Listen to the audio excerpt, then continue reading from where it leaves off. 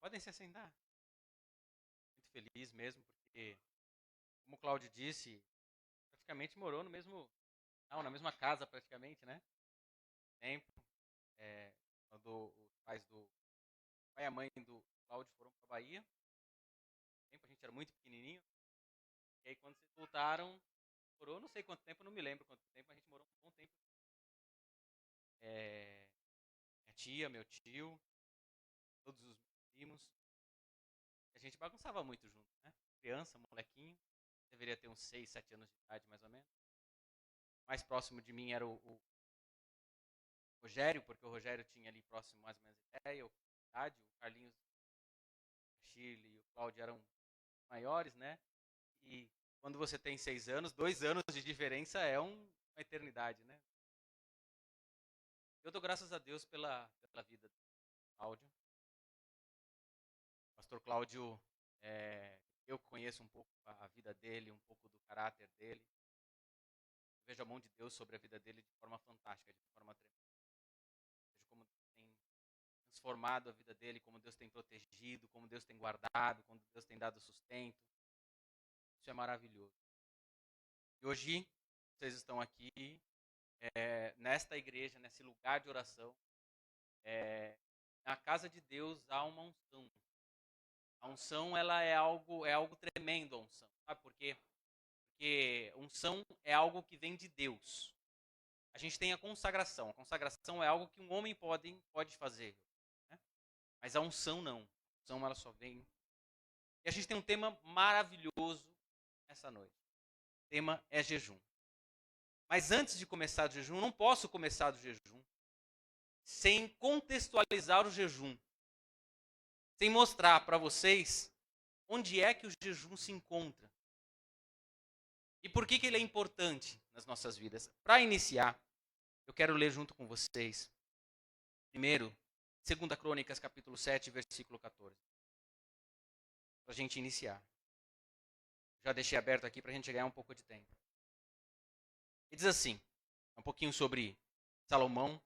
Diz assim, se o meu povo, que se chama pelo meu nome, que me chama pelo meu nome, se humilhar, 1, e orar, 2, buscar a minha face e se afastar dos seus maus caminhos, do céu, eu ouvirei. Perdoarei os seus pecados e sararei a sua terra. Essa é a primeira passagem que eu queria ler com vocês para a gente chegar no jejum, para contextualizar o jejum. O primeiro ponto que o Pai diz a Salomão é: se o meu povo se humilhar. Aqui, quanto à humilhação, ela tem 2 parâmetros diferentes. Ela tem um parâmetro de você se auto-humilhar perante ao Senhor. E tem o parâmetro de você ser humilhado pelos outros. Quando você é humilhado pelos outros, isso dói muito. Isso te deixa chateado, te deixa muito ruim. Mas quando você, antecipadamente, antes de ser humilhado pelos outros, se humilha pelo Senhor, não há quem possa te humilhar. Jesus, inclusive, ele mostra que quando você chegar numa festa, não sente nos primeiros bancos, sente nos últimos. Ou seja, ele te mostra que você, em todas as circunstâncias, tem que ser humilde. Mas é maravilhoso quando a gente se humilha perante o Senhor. O segundo ponto que eu quero que você guarde, porque vai ser parte de toda a nossa conversa hoje aqui, parte de tudo que o Senhor quer trazer para a tua vida nessa noite, é a oração. Então, primeiro, se humilhe. Eu quero dizer para você que, orgulhoso, você se afasta de Deus. Que o orgulho faz com que Deus não ouça a sua oração. Por isso que humilhação vem primeiro e depois vem oração. Porque se eu estiver cheio do meu orgulho, eu posso orar 1000 vezes. Eu posso pedir e não será ouvida a minha oração. Porque o orgulho impede que a oração chegue até Deus. Então, primeiro, antes da oração, vem a humilhação. E quando você ora, você busca a face do Senhor. E depois que você busca a face do Senhor, ele diz o seguinte, se afaste dos seus maus caminhos. Sabe por quê? Porque tem uma coisa que te impede de observar os seus maus caminhos. Tem uma coisa que me impede de observar os meus maus caminhos. E às vezes me acho o melhor homem do mundo, o mais santificado do mundo. Sabe o que é isso? É falta de humilhação. É orgulho. Então, se eu não me humilho, as minhas orações não são recebidas. Se eu não me humilho, não tem como eu buscar a face do Senhor. Se eu não me humilho, eu não reconheço as minhas fragilidades, os meus erros, para que eu possa me afastar dele. E ele diz o seguinte, olha, se você fizer desse jeitinho, desse jeito que eu estou te dizendo, eu ouvirei do céu. A primeira coisa que Deus vai fazer, se você fizer essas 3 coisas, é ouvir do céu o que você pede. É ouvir as suas súplicas. O segundo, perdoarei os seus pecados. Então, ele vai perdoar os seus pecados. E o terceiro, curarei a sua terra. Só a cura por completo quando acontecem os 4 processos que foram ditos aqui. Humilhação, oração, busca da face do Senhor e se arrepender dos maus caminhos. Amém? Quero que você guarde isso um pouquinho, porque isso está contextualizado. Quero que você vá comigo agora em um outro trecho da Bíblia, em Gálatas, capítulo 5, e versículo 16. Anotem isso, porque é importante, a gente vai voltar nisso. Observe uma coisa, meu irmão. Por que o Evangelho ele é belo? Porque o Evangelho ele é uma ferramenta que transforma o teu intelecto, que transforma a tua forma de pensar. Quando você chega à igreja, você chega de uma forma. Através da palavra, você tem a oportunidade de sair daqui de uma forma diferente como você entrou. Sair de um jeito diferente. E você pode carregar isso, tudo que você vai aprender hoje, o que você aprenderá através da palavra, para a tua vida. E quando você coloca isso em prática, há uma transformação da tua vida. Por isso, preste muita atenção e guarde isso. E mais do que isso, tudo o que você ouvir aqui, você estude na tua casa através da palavra. Porque isso vai trazer a transformação para a tua vida. Sem sombra de dúvidas. E não importa quem é que está pregando. Sabe por quê? Porque a mensagem é muito mais importante do que o mensageiro. Se não fosse eu, Deus usaria qualquer pessoa para dizer a mesma coisa que eu estou dizendo para você nessa noite. Se não tivesse ninguém aqui, ele ainda usaria uma criança de 1 ano de idade, de 2, de 3 anos de idade, para te trazer essa mesma mensagem. Sabe por quê? Porque essa mensagem é para você, independente de quem esteja trazendo a mensagem nessa noite. Amém? Lá em Gálatas, capítulo 5, versículo 16.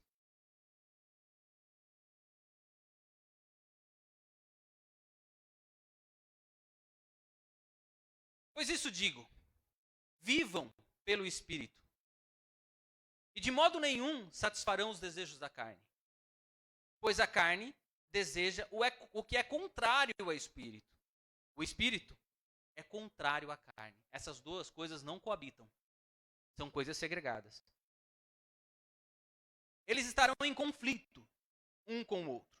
De modo que vocês não fazem o que desejam. Mas se vocês são guiados pelo Espírito, não estão debaixo da lei.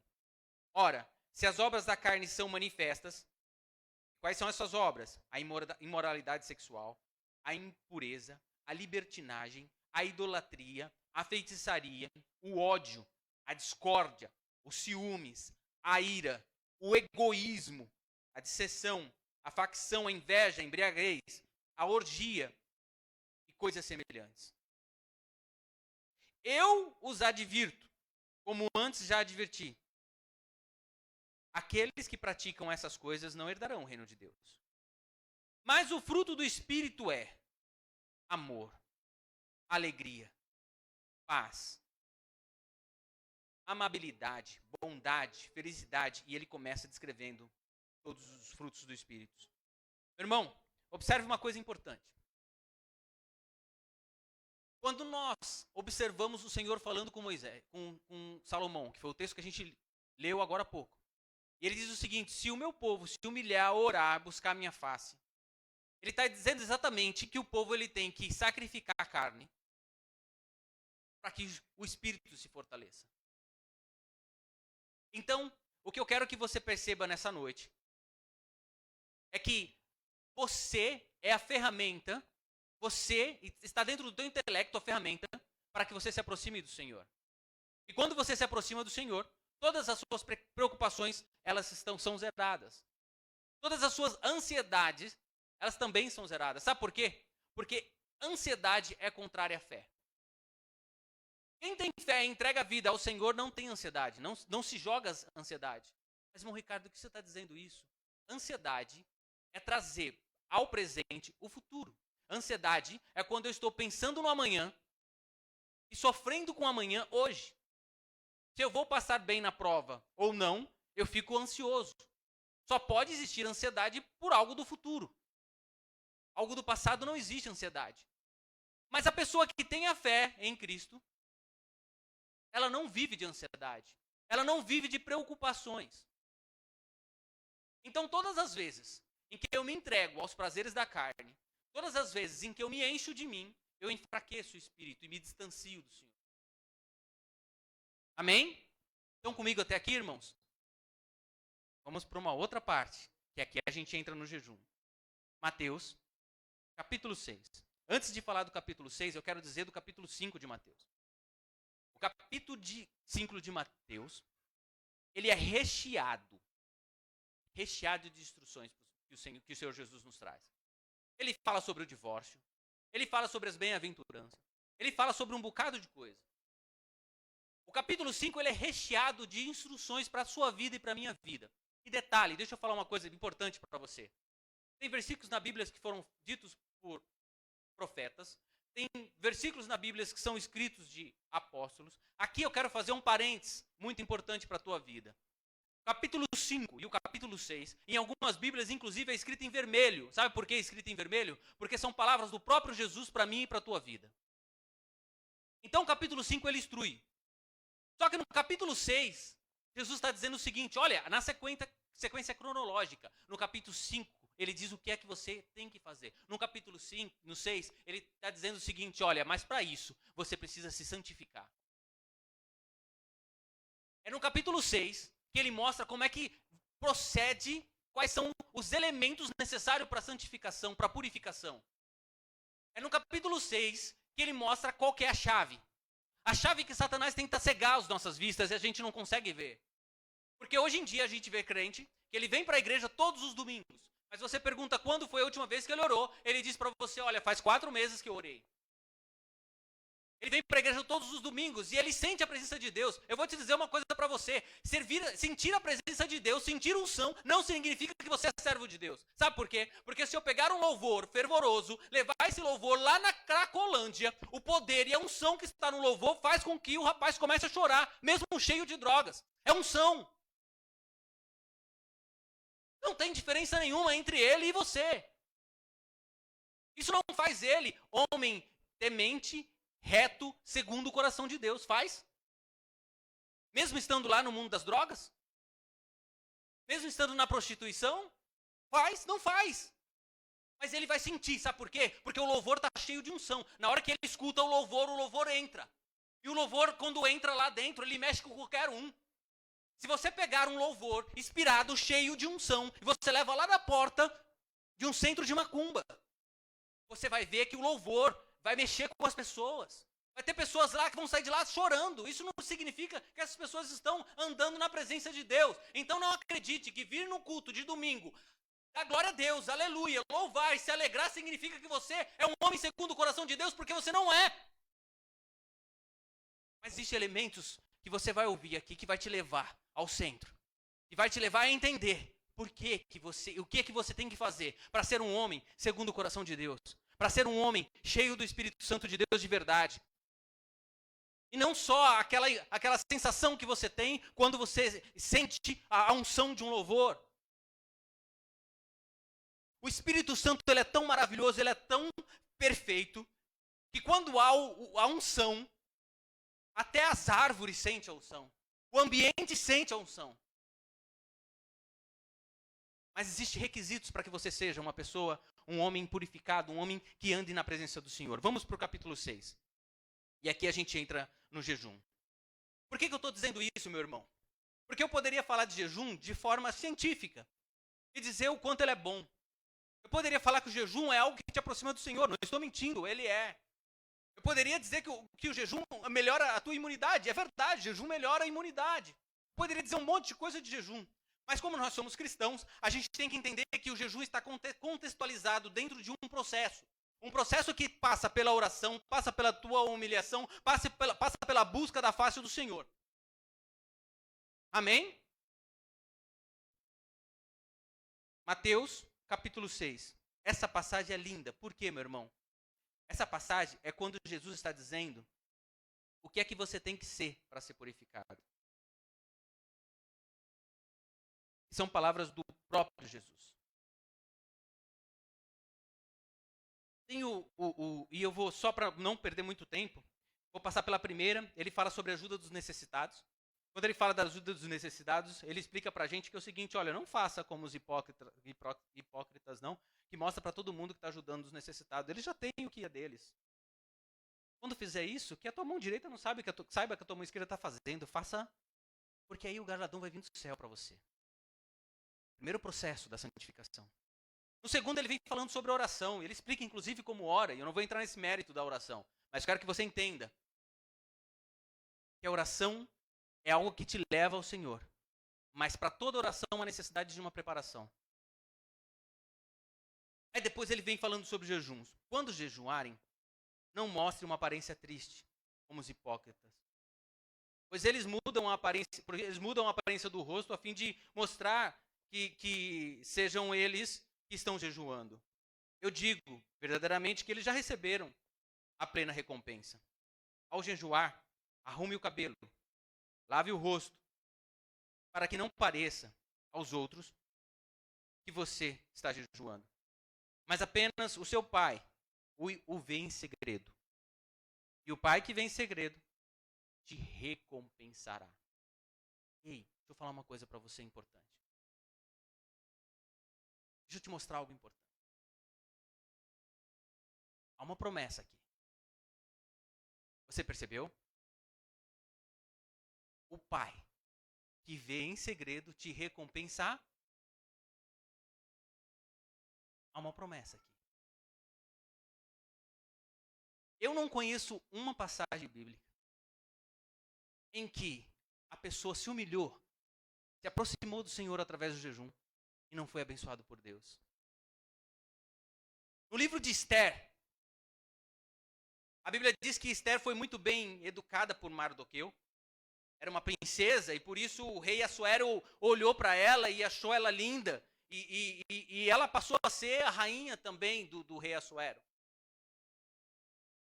Mas entre os grandes homens próximos do rei Assuero havia um, Amã. E Amã, um homem com coração mau, ele queria acabar com todos os judeus.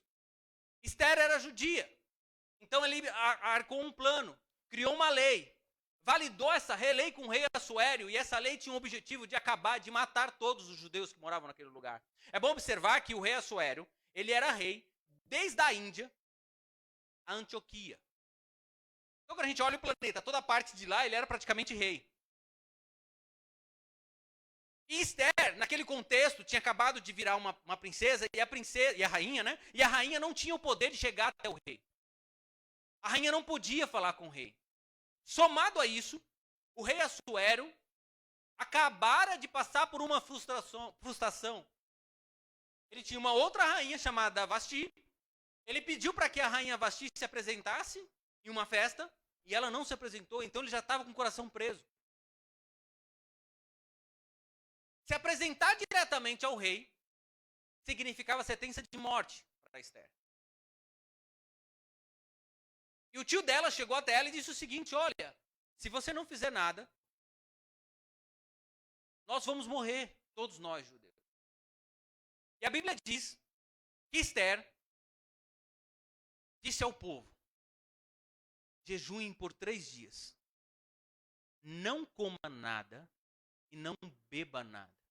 Depois disso, Esther também colocou as suas servas para que jejuasse durante 3 dias, para não comer e para não beber nada. Ah, meu irmão, o que seria sentença de morte para Esther? Comoveu o coração de Deus o jejum de Esther. E sabe aquele homem que tinha planejado acabar com todo o povo judeu? Quando ele vai conversar com o rei, por causa disso, muda, por causa do jejum, muda por completo o diagnóstico e dá vitória ao povo judeu. E sabe, a regra que Naamã tinha criado para acabar com o povo judeu sobrecaiu sobre a vida dele.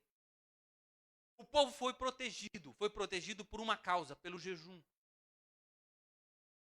O jejum ele é a ferramenta que mesmo que o teu destino seja um destino de destruição, Deus através do jejum muda, inclusive a sentença dele. Se você, por causa dos seus erros, dos seus pecados, tem uma sentença de morte, saiba de uma coisa, o jejum tem o poder de transformar inclusive o teu destino. Foi isso que aconteceu com Jonas. Jonas foi até Nínive. E ele decretou lá a sentença. Ele decretou aquilo que Deus tinha mandado dizer para Nínive.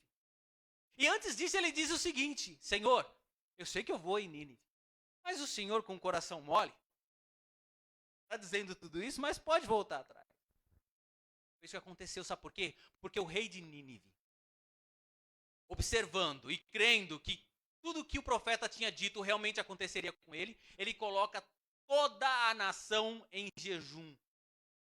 E sabe o que acontece? A Bíblia diz que Jonas foi para fora, né? Ficou observando só a situação, né? Agora Deus vai acabar com aquele lugar. Agora Deus vai destruir aquele lugar. Era o que ele estava esperando. O jejum do povo, mesmo um povo incrédulo, um povo que entristecia o coração de Deus, mesmo o povo que não tinha solução, foram transformados através do jejum. Deus mudou a sentença do povo de Nínive por causa do jejum. E a Bíblia diz que Jonas ficou de fora só observando. O jejum é transformador. Quando a gente olha o capítulo 6 de Mateus, quando Jesus fala da oração, ele diz o seguinte: quando orarem. Ou seja, ele sabe que para ser discípulo dele é condição sine qua non de que você deva orar. Se você busca santidade, se você busca aproximação com o Senhor, se você busca que o Senhor cuide da tua vida, que o Senhor te conduza e você não ora, você está distante. E quando ele mostra, ele diz, olha, o que você tem que fazer quando orar e o que você não deve fazer em Mateus 6, quando orar. Quando ele vai para o jejum, ele também diz a mesma coisa. Ele coloca o jejum e a oração no pé de igualdade. Ele diz o seguinte: quando orarem, façam assim. E não façam assim. Então não há aproximação com o Senhor, não há santidade, não há purificação se não houver o jejum e oração. Ele é mais explícito mais para frente, porque ele diz o seguinte, olha, quando ele envia os discípulos para expulsar os demônios, os discípulos tentam expulsar o demônio e não conseguem, voltam até Jesus e... Por que Jesus expulsa o demônio? Mas Jesus, por que a gente não conseguiu expulsar esse demônio? Jesus vira para esses daqui, esse só sai com jejum e oração. É um conjunto. Ah, meu irmão, quando você está próximo do Senhor, quando você está junto com o Senhor, todas as suas preocupações, elas ficam de lado. Todas as suas ansiedades, elas ficam de lado, porque as ansiedades, elas não são páreo para a fé que o Senhor quer colocar em você. Amém? Mas qual é a essência do jejum? Qual é a atuação do jejum nas nossas vidas? Aí eu quero ir um pouquinho mais para frente com vocês e observar um pouquinho do jejum de Jesus. Jesus, quando ia começar o ministério, e aqui há uma observação, não existe jejum sem propósito. Para se fazer o jejum tem que ter um propósito. Jesus tinha um propósito, Jesus estava começando o ministério dele. Era o momento em que ele ia começar, tinha acabado de ser batizado, depois do batismo, ele ia iniciar a pregação e o ensinamento da palavra, por 3 anos. Quando ele começa, antes de começar, a primeira coisa que ele faz é jejuar. A Bíblia diz que ele jejuou por 40 dias. Essa prática do jejum, para se tomar uma decisão, para se iniciar algo, parece ser rotina na Bíblia. Olha em Atos capítulo 13. Em Atos capítulo 13, precisavam separar homens de boa reputação para a obra. Antes de separar o homem, o que os apóstolos fazem? Jejuam. Está lá em Atos capítulo 13. Parece ser uma prática. E nós, crentes modernos, estamos deixando de lado. Nós, crentes modernos, estamos achando que ser cristão é vir ao culto de domingo, é dizimar, é ofertar e pronto. Não, eu quero dizer uma coisa para você que você vai se espantar. Você sabia que oferta e dízimo é um princípio bíblico? E por mais que você não seja servo de Deus, se você for dizimista e for ofertante, você receberá as bênçãos do Senhor, porque é princípio bíblico. Tem gente que não vem à igreja, tem gente que não se aproxima não aceitou Jesus, mas é ofertante na vida de outras pessoas, é ofertante inclusive na obra, e é abençoado por causa disso. Se espante. É abençoado por causa disso. Sabe por quê? Porque é um princípio bíblico. Mas estar próximo do Senhor não significa isso. Estar próximo do Senhor significa olhar o capítulo 6 de Mateus e segui-lo rigorosamente. E o jejum ele tem alguns benefícios para as nossas vidas. Quando Jesus terminou o jejum, queria começar o trabalho dele, queria começar a pregação, a Bíblia diz que ele foi levado pelo Espírito ao deserto para ser tentado. Em algumas versões diz que ele foi testado. E ali tem 3 testes. Eu quero que vocês prestem muita atenção nesses 3 testes. O primeiro teste é o teste do pão. Se tu és filho de Deus, faça com que essas pedras se transformem em pão. O primeiro teste é um teste físico. E eu quero dizer para você que o jejum, embora a gente não tenha conhecimento para que serve, eu passei boa parte da minha vida sabendo do jejum, lendo a Bíblia, porque eu cresci na igreja, mas sem saber qual que era a essência do jejum e para que servia. Mas eu quero falar cientificamente qual é o efeito do jejum. Em 2016, um médico japonês ganhou o Prêmio Nobel de Medicina. Sabe por que ele ganhou o Prêmio Nobel de Medicina? Porque ele estudou jejum. Ele começa a aprender, ele começa explicando quais são os benefícios do jejum para a nossa vida. Ele começa declarando que o jejum aumenta a tua expectativa de vida. Quem jejua vive mais. Ele explica que o jejum aumenta a tua imunidade. Você tem inflamações no corpo, o jejum é uma ferramenta para melhorar a tua imunidade. Não estou falando de espiritual agora, estou falando de físico. E abre aqui um parênteses. Passei boa parte da minha vida achando que a Bíblia era um livro espiritual. Exclusivamente espiritual. Depois aprendi que não. Que a Bíblia não é um livro espiritual. A Bíblia é um bíblio para o teu corpo, para a tua alma, para o teu intelecto. A sabedoria que você espera ter, você só encontra na Bíblia. E ela também é um livro espiritual. Ela é completa. Sabe o que você tem que fazer para viver mais? A Bíblia diz: honra teu pai e tua mãe. Tua vida aqui. Ah, mas eu queria ser um sábio. Eu queria saber tomar a decisão correta. Toda a sabedoria está na Bíblia. Ah, mas eu também quero ser um homem espiritual. Quero estar próximo do Senhor, quero estar próximo do Senhor. O caminho está na Bíblia. Então, o primeiro teste de Jesus foi um teste físico. Porque se ele comesse sobre a ótica física, ele quebraria o jejum ali. Eu vou dizer uma coisa para vocês do jejum. Quando você fica sem comer, quando você come, e fica por 8 horas depois que comeu, o teu corpo consome toda a energia do que você comeu. Depois que ele consome a energia que você comeu, ele vai lá e consome energia que estão depositadas lá no seu fígado, inclusive. Então, para quem tem fígado ruim, jejuar é uma excelente ferramenta. E depois de um tempo de consumir as energias que estão armazenadas no teu fígado, ele começa a consumir a energia da gordura que tem guardada no nosso corpo. Então, para a tua saúde física, o jejum, ele é um remédio e comprovado cientificamente. Nós cristãos já tínhamos isso há muito tempo e não usamos.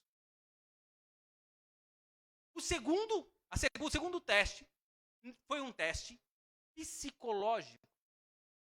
E aqui eu quero abrir um parênteses para você. Você quer melhorar o seu autoequilíbrio. Você quer estar melhor psicologicamente. Utilize o jejum como ferramenta. Sabe por quê? Eu vou explicar algo para você. Guarde isso. Sempre que você está fora de si, quando eu digo fora de si, é descontrolado, utilize o jejum como ferramenta. Sabe por quê? Porque todas as vezes em que o Ricardo aqui se acha o melhor do mundo, é porque as necessidades fisiológicas estão satisfeitas. Porque ninguém se acha precisando comer, morrendo de fome. Quando você jejua, você tira você do centro dos seus desejos periféricos. E a fome te faz mostrar quem você é na essência. A fome é que te leva à essência. E aqui, preste atenção. Quem consegue controlar aqui a fome, consegue controlar a raiva. E consegue controlar o humor. Sabe por quê? Porque o mesmo lugar no teu cérebro que starta a fome é o mesmo que starta o humor. Olha que interessante. É o mesmo que starta a ira. Tanto é que tem até um ditado popular. Cara feia pra mim é fome. A gente deveria dizer o seguinte, que os sentimentos não deveriam estar no coração, como a gente diz. Os sentimentos estão aqui. Estão aqui os nossos sentimentos. O jejum, ele te traz para a essência que Deus quer que você esteja. Ele te conduz para a essência que Deus quer que você esteja. O jejum faz você perceber que não vale a pena perder sono porque você não tem um carro novo. E às vezes a gente perde o sono porque não tem um carro novo. Mas o jejum transforma. O jejum faz você olhar para a essência de quem é você e entender quem é você. É o jejum quem faz você entender que nós temos que viver um dia de cada vez. E que o dia da manhã não me pertence ainda. Ah, meu irmão, quando eu estou na essência, quando eu estou junto do Senhor, as coisas na minha vida mudam por completo. Vou continuar aqui. O terceiro é um teste espiritual. Por quê? Porque ele diz o seguinte: se tu és Jesus, ele leva Jesus assim no templo, no alto do templo, te joga daí para baixo. Não se preocupa não, que Deus vai mandar os anjos para cuidar de você. Fica tranquilo. Se Jesus não estivesse próximo do Senhor, poderia até se jogar. Porque não tem problema, os anjos mesmo dariam ordem. Mas Jesus entende ali que ele não precisa tentar a Deus. Ele não precisa confrontar Deus. Abre um parênteses aqui muito importante. Todas as vezes em que eu estou distante da presença do Senhor, todas as vezes em que eu não entendo que a graça me basta, todas as vezes que isso acontece, eu venho para a igreja com uma postura diferente. Eu venho para a igreja, eu sento e digo o seguinte: Deus, hoje eu quero que o Senhor fale comigo. Como se Deus fosse meu empregado, como se eu fosse Deus e ele fosse servo. Eu venho para a igreja e digo assim: Deus, é hoje, hein? Eu quero a minha cura hoje. Eu quero que o Senhor transforme tudo hoje. Como se eu fosse Deus e ele fosse servo. Melhora a minha vida, hein, Deus? Arruma tudo aqui, hein? Como se eu fosse Deus e ele fosse servo. E é o contrário. O apóstolo Paulo entendeu tanto isso, tanto isso, tanto isso. Ele disse, olha, já aprendi a viver no muito, já aprendi a viver no pouco, já aprendi, tudo já aprendi. Eu sou mais do que vencedor. Ele diz isso. Ele é mais vencedor em Cristo Jesus porque ele aprendeu a viver de todas as formas. Quando você acha que você é o centro e que Deus é o teu servo, você inverte a situação. Quando a pessoa está santificada, purificada, ela vem para a igreja no dia de domingo, ou no culto de terça, ou no culto de quarta, e ela vem para a igreja assim, Senhor, hoje eu vou me entregar a Ti. Hoje eu vou dar glória a Ti. Hoje eu vou louvar o Teu nome. Mas faltou arroz ontem, não importa se faltou arroz, eu vou me entregar a Ti. Eu vou declarar que o Senhor é Deus. Eu vou Te louvar. Eu vou Te exaltar. O Senhor é Deus. Essa é a postura do verdadeiro cristão. Quando nós não estamos na presença do Senhor, quando nós estamos distantes da presença do Senhor, nós achamos que Deus é o nosso empregado. E não é assim que funciona, meu irmão. O próprio Jesus, no momento mais difícil da vida dele, no momento que ele ia passar, se for possível, passe de mim esse cálice, não é isso? Mas depois ele diz o seguinte, faça de mim a tua... O verdadeiro cristão, ele diz isso. Vou continuar aqui para eu terminar, que eu acho que já está no finalzinho do horário, eu não perguntei para o pastor Cláudio qual é o horário, mas eu preciso ler isso. Posso seguir mais uns 10 minutos, pastor Cláudio? Vamos mais um ponto importante aqui. Ainda no 6. No 6 ele começa dizendo que você tem que fazer caridade e como tem que fazer. Depois ele parte para a oração e diz como é que você tem que orar. Depois ele parte para o jejum e ele diz como é que tem que jejuar. Pasmem. Aí ele vem para o próximo item. Capítulo 6, versículo 25. Eu preciso ler isso contigo, para que você entenda a essência. Para que você entenda qual é o lugar do verdadeiro cristão. Para que você entenda quais são as bênçãos. Por estar próximo do Senhor, por estar unido com o Senhor, por ouvir o que o Senhor tem a dizer.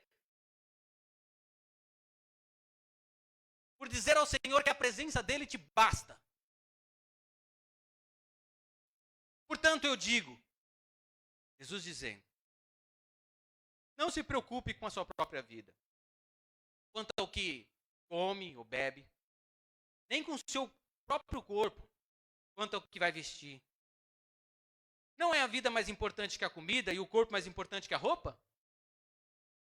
Observem as aves do céu.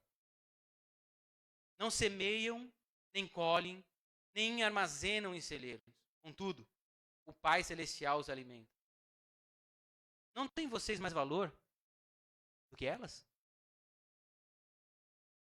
Quem de vocês, por mais que se preocupe, pode acrescentar uma hora que seja na vida de vocês? Por que vocês se preocupam com roupa?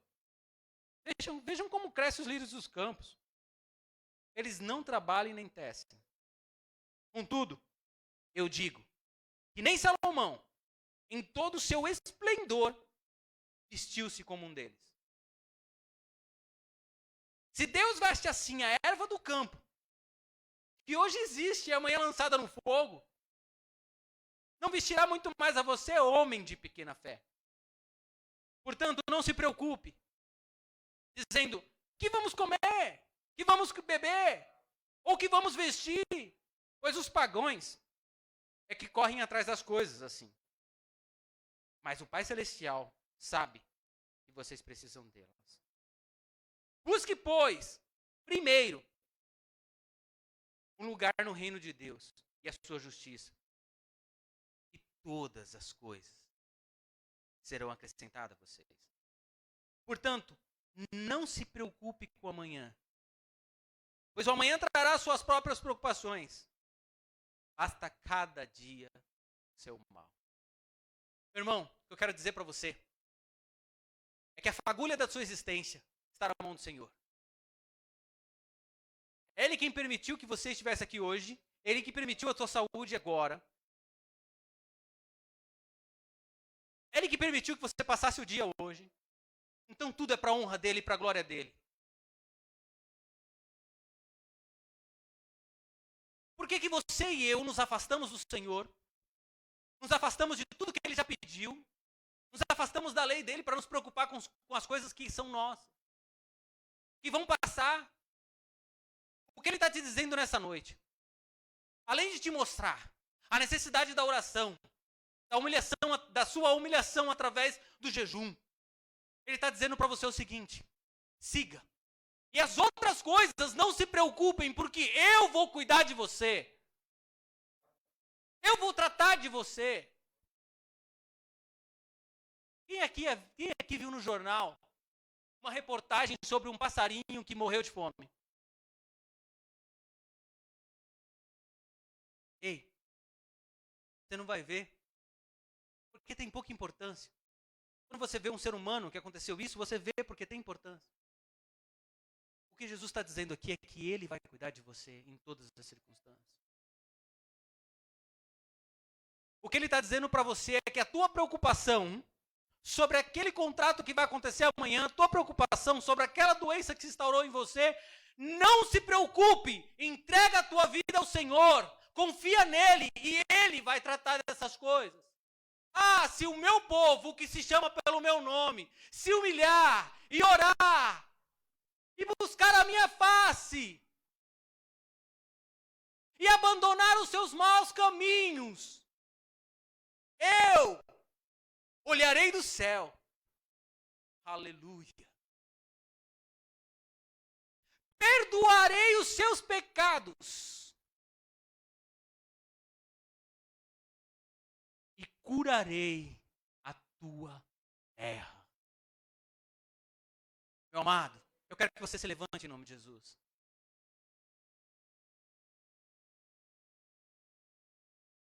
Eu quero que você se levante.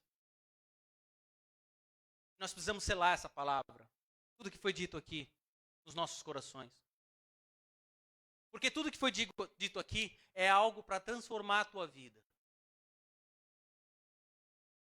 As pessoas, quando a gente aceita Jesus, a gente inicia num processo de aprendizado. E esse processo não termina nunca. Ele vai até o dia que você morre. Todos os dias a gente aprende um pouquinho do Senhor. Maldito o homem que acha que sabe tudo, não sabe. A gente está num constante crescimento, entendimento e conhecimento. E a gente aprende um com o outro. A gente aprende através de um testemunho, de fé. A gente aprende através da palavra, quando a gente lê a palavra e encontra na palavra exatamente aquela necessidade de entendimento que a gente precisa.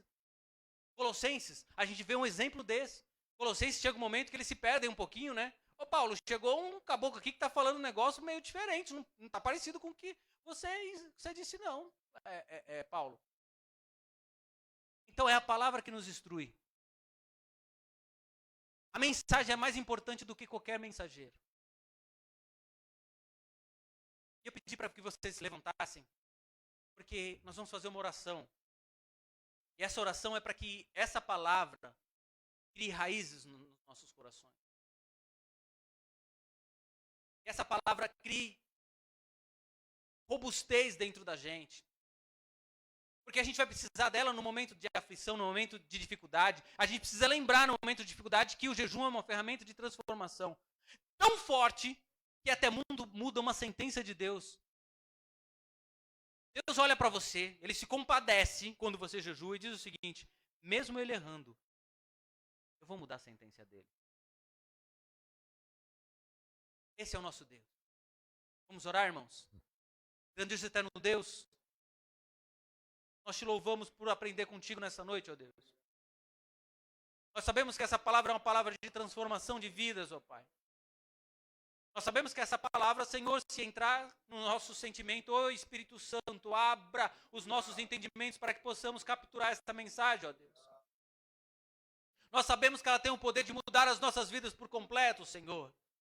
Nós sabemos que ela tem o poder de mudar o nosso corpo físico, ela tem o poder de mudar o nosso intelecto, a forma que a gente pensa, e ela tem o poder de nos aproximar de Deus no âmbito espiritual. E nós estamos aqui porque nós precisamos das três coisas, ó Deus. Nós te pedimos em nome de Jesus que esteja conosco. Nós te pedimos em nome de Jesus que traga, Senhor, clareza da tua palavra aos nossos entendimentos, Pai. Deus maravilhoso, eu te peço em nome de Jesus, que tire das nossas vidas todas as preocupações, ó Deus. Ah, Senhor, nos ensine a palavra para que possamos ser mais humildes, ó Deus.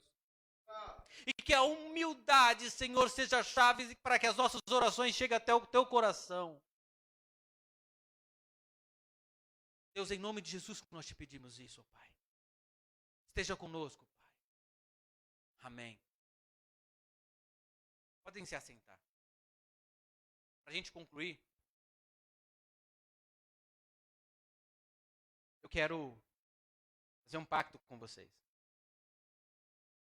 Muito importante. O pacto que eu quero fazer com vocês é que tudo que vocês ouviram aqui é só o início de tudo que o Senhor tem para vocês. Só fui a porta inicial. Ele tem muito mais para falar de jejum na vida de vocês do que disse hoje. Ele tem muito mais para falar de santificação na vida de vocês do que disse hoje. Mas só tem um processo que vocês precisam, que eu preciso aprender, que vocês precisam aprender para poder capturar mais coisas. Sabe qual que é o processo? Tudo que vocês ouviram, você tem que entregar na vida de outras pessoas. Tem muita gente precisando ouvir. Quando você entrega, é como se você descarregasse o saquinho de tudo que você aprendeu. Continua lá no seu intelecto, mas você descarregou o saquinho de tudo que você aprendeu. Deus vai te dar novos ensinamentos sobre esse tema e outras pessoas serão abençoadas. Tem pessoas que estão com a sentença de morte já decretada. Não porque alguém vai matar ela, porque ela vai se matar. E o jejum é a ferramenta para que ela se recupere. Tem pessoas viciadas nas drogas. E todo mundo diz que não tem mais solução. E a oração e jejum é uma ferramenta que transforma a vida dessa pessoa. Você tem que entregar isso a ela, tem que dizer para ela que o jejum pode transformar a vida dela. Então você não pode deixar isso com você. Você não pode guardar isso para você, é egoísmo. Cada mensagem que você escuta aqui no culto, você tem que levar para outras pessoas, entregar ela para outras pessoas. Você tem que compartilhar isso com outras pessoas. Eu tenho uma máxima de vida, serve para o dízimo, mas serve para todas as outras coisas. No meu coração, hoje, eu dizimo na minha igreja. Se acabar a minha igreja, eu vou procurar uma igreja evangélica para dizimar. Se acabar uma igreja evangélica, eu vou procurar um evangelista para poder dizimar na vida dele e ele continuar fazendo a obra. Se acabar o evangelista, eu vou guardar o dinheiro para ir lá num rádio e falar, nem que seja Jesus salva, cura e batiza. Mas eu não vou deixar a mensagem do evangelho morrer. Se depender de mim, ela não vai morrer nunca. Então o pacto que eu quero fazer com você nessa noite é que não deixe essa mensagem morrer. Faça ela frutificar no coração de outras pessoas também. E não deixe só o que foi dito aqui no teu coração. Se aprofunde, leia a palavra, estude mais sobre o tema. E o Senhor tem muito mais coisa para te ensinar sobre isso. E um dia eu estarei aqui, ouvindo você falando de jejum e eu aprendendo contigo. Amém? Pastor Cláudio.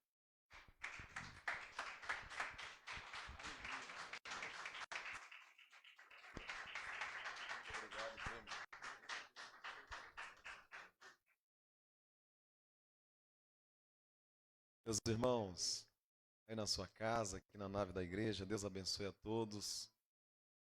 Quarta-feira que vem tem mais. Nós vamos aí aprendendo um com o outro, de uma forma simples e objetiva. O jejum, ele cura. Amém, William? Vamos aprender a jejuar na presença do Senhor. O jejum traz benefício para a nossa vida, para o nosso corpo, para a nossa alma, para a nossa mente. Quantas e quantas são as vezes que você vai internar e o médico te abstém de tudo, né? Você não pode comer nada até a hora da cirurgia, porque o jejum que você está fazendo naquele momento vai tirar todas as infecções. Coisa linda. Deus abençoe, tia. Te amo. Minha tia, irmã da minha mãe, para quem não sabe. Deus abençoe, Elaine. Deus abençoe, primo, Ricardo. Ele foi lá em casa e ele falou assim, pastor, eu não sei pregar, viu? Me coloca para pregar não, mas foi uma benção, né? Não só da aula, mas como prega também. Estou orgulhoso pela tua vida, viu? Deus abençoe no nome de Jesus, no nome de Jesus. Vamos colocar em pé, vamos embora, agraciado por Deus, por mais um culto de ensinamento. Muitas pessoas faltaram, mas Deus sabe de todas as coisas. Amém? Vem aqui, pastor Breno, orar por nós, entregando aqui a bênção apostólica também para nossas vidas, dizendo aos irmãos que sexta-feira, culto de cura e libertação, sábado não tem nenhum trabalho, domingo, culto com a família às 18h30. Deixa eu só pegar aqui, segura aí, pastor. Minha nora pediu para passar para os irmãos que todos os irmãos estão convidados, inclusive meu primo, minha prima, minhas tia, meu tio, minha tia, todos que me ouvem, estão convidados para o casamento que será dia 30. Amém? Já estão casados no papel, vai receber a bênção da parte do Senhor dia 30. Porém, irmãos, todos que vão, por gentileza, dê o nome ali para Michele, para o Guilherme, para Roberto, para a Rose, porque nós estamos montando uma organização, porque no salão só pode entrar os convidados que vão estar com um nome no livro lá. Amém? Você chegar lá sem o seu nome, eu sou amigo do pastor Cláudio, é o que está abençoando o casal aí. É. Opa, evangelista. Então assim, irmãos, por gentileza, todos estão convidados, viu? Dê aí o seu nome para montar-se a lista e você entrar lá, participar conosco de um casamento abençoado, onde terá lá comes e bebes e a sua presença presenteando os noivos. Amém? Você viu o que eu disse? A sua presença presenteando os noivos. Amém? Se quiser levar um presentinho também, não tem problema não. Deus abençoe. Vamos receber a oração da parte do pastor Breno, em nome de Jesus. Cumprimento a igreja com a paz de Cristo Jesus. Oremos ao Senhor, Pai Celestial. Senhor, nós queremos te agradecer, Senhor, por este período, Senhor, qual aprendemos a tua palavra através da vida dos teus servos. Senhor, que o nome do Senhor venha a ser glorificado nesta noite, ó Pai. Que o teu nome venha a ser engrandecido, Senhor, por esta palavra. Nos ensina, Pai, a jejuar, nos ensina, Pai, em nome de Jesus, a estar, Senhor, na tua presença, Senhor, como assim é a tua vontade, o teu querer. Senhor, leva o teu servo, Senhor, também em segurança, Senhor, de volta para casa. No nome do Senhor Jesus, nós damos graças a Ti por esta noite, por esta palavra poderosa, em nome do Senhor Jesus. Estenda as suas mãos, que o amor de Deus, a graça do nosso Senhor e Salvador Jesus o Cristo, as 12 ricas consolações no Espírito Santo, esteja com toda a igreja, não só hoje, mas para todo e eterno sempre. E quem crê diz, amém. Deus